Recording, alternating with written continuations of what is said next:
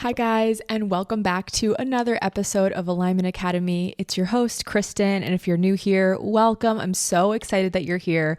I am a corporate dropout turned spiritual mentor and intuitive business guide. I help my clients with spirituality, mindset, business by blending all three of them because truly the journey to finding yourself and the entrepreneur journey is a spiritual journey. And so the more you work on yourself, the better your life is going to be, basically. That's what I found anyway. I'm so excited that you're on the journey because it's been the most beautiful journey of my entire life. I'm obsessed with working on myself. And so I hope that this episode helps you work on yourself and find what you're looking for. Today is going to be like a mini episode. I want to do a activation episode. So there's just been like a few key things that have been on my mind that I'm like, I really just want to talk about this on the podcast. And they're not necessarily like full episodes, but it would be just a really nice way to give you a little kick in the ass. You know what I mean? And I think that that's what I'm really good at in general is I'm really good at helping people take action. Alignment Academy is here to help you move forward because the truth is that on your spiritual journey, if you have knowledge, but you don't do anything with that knowledge, then what is that actually doing for you? You know what I mean? It's like awareness is low-key kind of pointless if you don't do anything with that awareness. And I kind of truly believe that. Like awareness is the first step and it's so important. But like if you don't actually take action, then what's the point? It's not enough to know. You have to know what to do with it. You have to take action. You have to integrate the knowledge. And so I'm really here to help you integrate knowledge. I thought it would be fun to share a little bit about like some things that we don't normally talk about. I wanted to share a couple things that I've been enjoying outside of my work, outside of like working on myself that have really just been bringing me joy. And I feel like you guys just don't see what I do when I'm not podcasting or talking on my Instagram or working on my business. And I gotta say, 80% of my life is that, truly, especially right now where I don't have that much else going on. A lot of my life is that,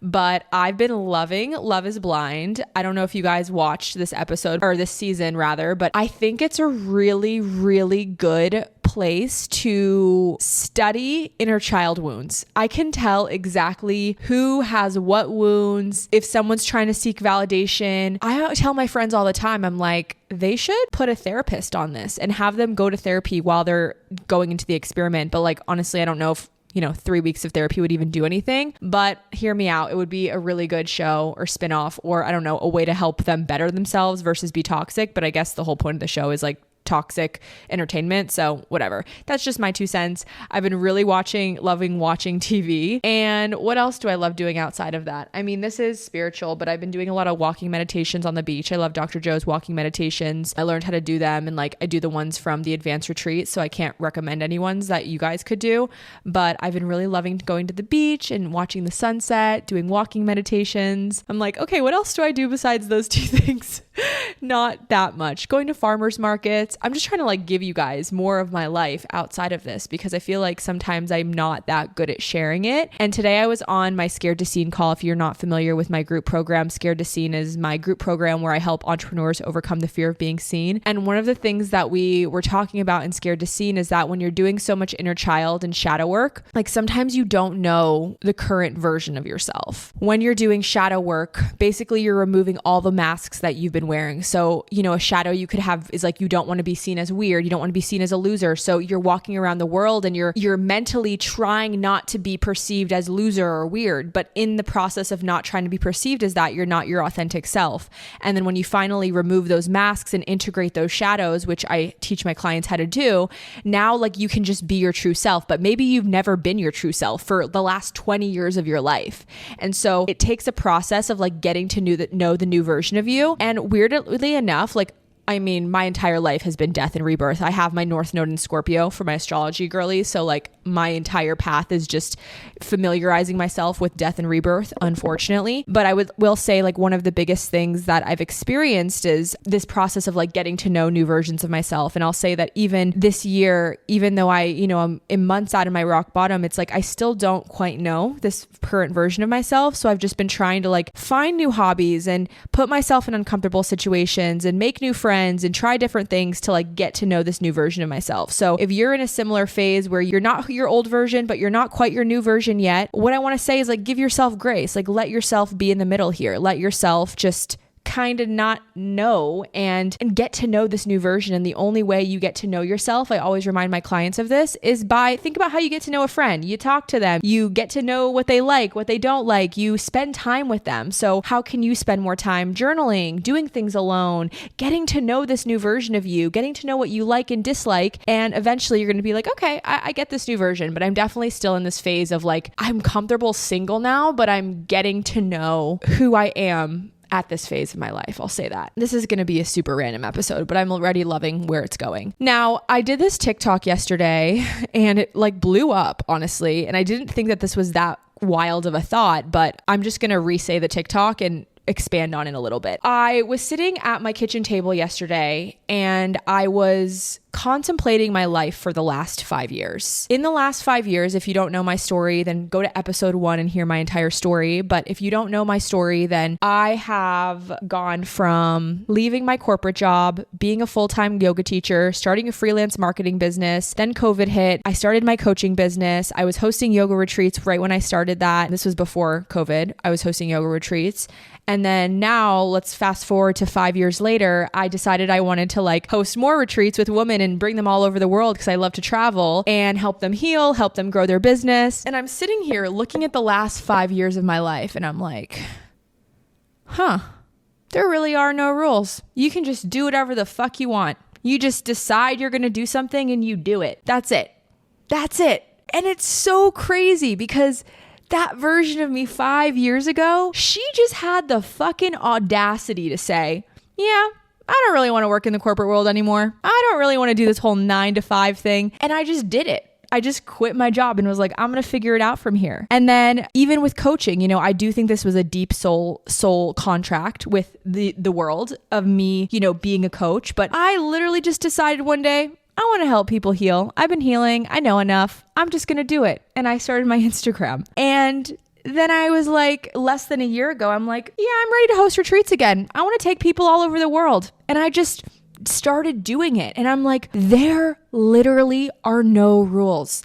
All you have to do is learn how to play the game. The game is that there are no rules. You do whatever you want. And if I look back, all that really was present in those moments was I had the confidence, I had the audacity, the confidence to think I could do it, and I took action. What I really want to say to you is, why the fuck are you not doing what you want to do? Like, really, why are you not doing it? Because no one's holding you at your desk. No one's telling you you can't. No one's saying that you have to stay at your job. No one is. You could quit your job literally this afternoon. You could. You literally could. And I want that to be a sobering thought for you because this is actually the moment that I changed my life. So I think I've told this story before, but if not, I'm going to tell it again. And this mindset shift was the reason I quit my corporate job. I had been complaining to my mentor at my corporate job for about 2 years, telling her that I didn't like the corporate world. I wanted to quit. I just didn't feel like it was for me, all these things. And one day, 2 years in, I think she just got sick of me complaining. And she goes, Kristen, if you don't want to work here anymore, then why don't you just quit? And I was like, I got triggered. I was like, what? She was like, yeah, I mean, if you don't like, no one's shackling you to your desk, just quit. You could be gone in 2 weeks.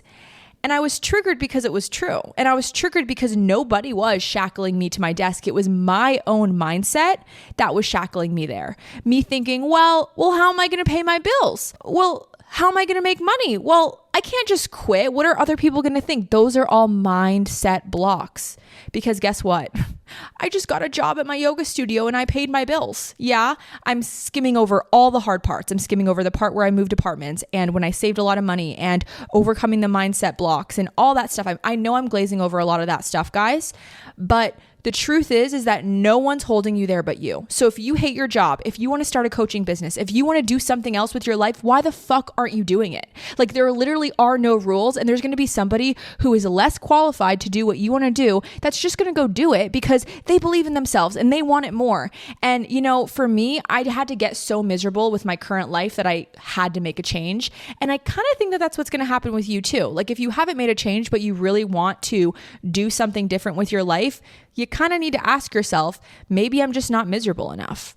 And that's going to be a sobering thought too. And I know I'm giving you guys a lot of tough love in this episode. And I know I'm being harsh. much. And I know I'm kind of just spitting it to you straight, but the truth is that no one can do it for you. You know what I mean? Like no one can do it for you. Your mom, your sisters, your brothers, your family, your best friend, they want you to be happy. Don't get me wrong. They're going to support you. Hopefully they want you to be happy. But at the end of the day, they can't quit your job for you. They don't really care if you're miserable at your cube for the rest of your life. They don't really care if you're glued to your computer doing a job you hate for the rest of your life. They just don't. Like, you have to do that for you. And when you realize that, you are going to say, I'm in charge. I have to do something. I have to do something. It's up to no one but me. And that's radical responsibility. Am I right? Like, you really just gotta go for it. And I am quickly interrupting this episode to remind you guys that if you're a listener, which clearly you are, I have created a free meditation for all of you. This meditation was built out of my rock bottom when I needed to trust the universe and release a lot of anxiety I was feeling, and I didn't know how. So I learned how to trust the universe, and I'm going to teach you how in this meditation. It's really practicing this feeling of being held and supported and remembering that you actually are held and supported by the universe in every single moment. All you have to do to get this meditation is to rate and review the podcast on whatever platform you're listening on, and then go ahead and head over to my podcast Instagram at Alignment Academy Podcast, give it a follow, and then message me on there with a screenshot of your rating or review, whatever platform you're listening on, and I will send you the meditation. Okay, now back to the episode. My next little mini activation is going to be, if you're scared, use your fears as fuel. This is what I mean. When I was scared of my corporate job, the only thing that scared me more than quitting was staying where I was for the next 5 years. So ask yourself, am I really okay with being at this same exact spot in 5 years? Maybe one job promotion up. Would I be okay with that? Is that what I really want with my life? Is that really why I incarnated into this human body and gone through all this shit just to do this stupid job? And again, if you like your job, this is probably just not the episode for you. Sorry. And also, I know a lot of you that are here know that you're meant for bigger things. And this is talking directly to you. And so I'm talking to you. I'm literally speaking to you. Your higher self put this in your path. Why are you still doing this? How much worse does it need to get before you make a change? Sometimes you got to take the moves before it gets really, really bad, before your soul screams. You know what I mean? I want you to really take your life seriously. Take your mission seriously. If you really believed that you were here for a big mission, you would take it seriously. And that's kind of how I felt. I was like, there's no way that I had my awakening this early. There's no way that I've gone through all this death and rebirth, lost all these friends, gone all through all this bullshit to just do nothing with this knowledge. It is my responsibility to share it. It is my responsibility. And I'm going to give you guys one more piece of really, really tough love. All of these are key pivotal perspective shifts on my journey that really helped me take action when I was crippled with fear, when I was crippled with anxiety. This is for you if you're at a corporate job. No, not a corporate job, a job you hate. And you know that you are meant to be doing something that lights your soul on fire. You want to follow your soul's purpose. I've never told this story before. I have a grandma/nanny who raised me alongside my mom and my dad. And she came over with my dad actually from the Philippines a long time ago. And then they paid her to come. It's a weird story, but they paid her to come. And then they were done, she was done working for my family at a certain point, but then she didn't want to go back to the Philippines. So my family adopted her, and then she helped my mom and my dad raise us, me and my sisters. So she's my grandma basically, but she's Filipino. She barely speaks English. She still lives with my mom. That's a whole other story, but yeah, she still lives with my mom, even though she's from my dad's side of the family. She has given her whole entire life to serving my family. That is her purpose in a sense, I guess. But I look at her life, and she's lived a lot of her life in survival. And so she's in a lot of scarcity. She never has enough food stored in her room, or she never has enough whatever, toilet paper towels. She always just hoards things. And I mean, just watching her, how she operates in the world in so much survival is just always really hurt my heart. And long story short, one day I was just looking at her life. Oh my God, I'm getting emotional. I was looking at her life, how she just literally exists. So basically she just exists and she just tries to get by. And obviously we fully take care of her. She's very well taken care of with my family. We pay for her, all of the things, because she's done so much for us. And I was like, wow, she never had the option to follow her soul's purpose, It's literally making me emotional. She never had the option to like do something that she loved. Like her entire life, her entire purpose was just staying out of survival, just like making it by. And there's so many people in the world that live like that. Like, look at the nail salons, you know what I mean? And no shame to the nail salons. I tip them like 50% every time I go, because I'm just like, you guys are working so hard just to like make it by. You all are in, you're not thinking about how can I fulfill my purpose. You see a bus driver. I'm literally looking outside. I'm like, I see a bus. I see, somebody working in an auto repair shop. I just see all these random, blue collared workers that sometimes didn't have the option to follow their purpose because they're just trying to put food on the table for their family. I had this sobering thought, years ago. This is when I was quitting my corporate job. And I realized, like, if you have the means, if you have the resources to follow your soul's purpose, if you have the privilege of living out of survival, it's honestly your fucking responsibility to follow that purpose with all your heart. Because not everyone gets that privilege. Not everyone gets it. And to make it even further, I had this thought about my nanny. And then I looked at my grandma and my grandpa, and they're both passed. Love you guys. And they brought my mom. Oh my God, I'm like literally getting so emotional on this episode. I didn't expect this. This is supposed to be a little activating episode, guys. How did we get here? So they brought my mom and my mom and her 5 siblings, not my mom and my dad, to the United States when my mom was like 17, and they came from Israel because it's a long story, but they are from Palestine. They're not Jewish. They're actually a religion called Baha'i. It's a beautiful, actually very spiritual religion. And all the Jews were kind of getting more opportunity in Israel, and they were like, we want equal opportunity, so we're going to go to the US. So they brought my mom and her 5 siblings to the US. And they worked at a restaurant. They opened restaurants. They opened hotels. This is my mom, my grandma, and my grandpa.